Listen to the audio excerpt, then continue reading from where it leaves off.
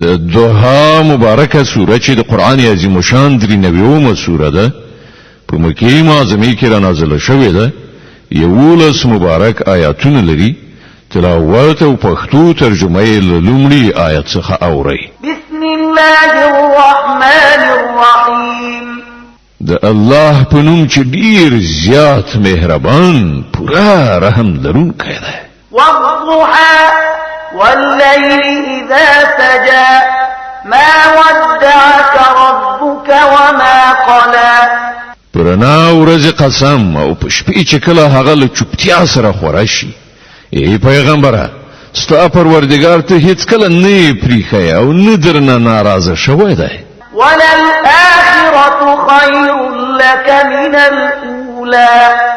ولسوف يعطيك ربك فترضى ورومرست الپار آخرت له دنیا څخه ډیر خدای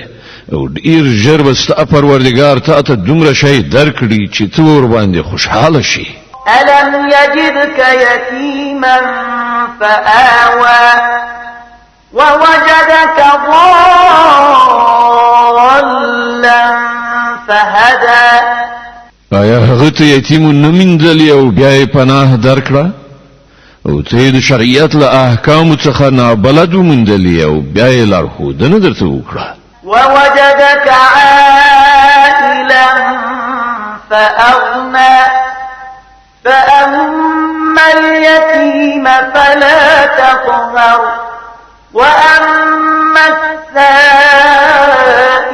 فلا تنهر وأما بنعمة ربك فحدث او ته به وزلې ومندلې او بیا اشتمن کړې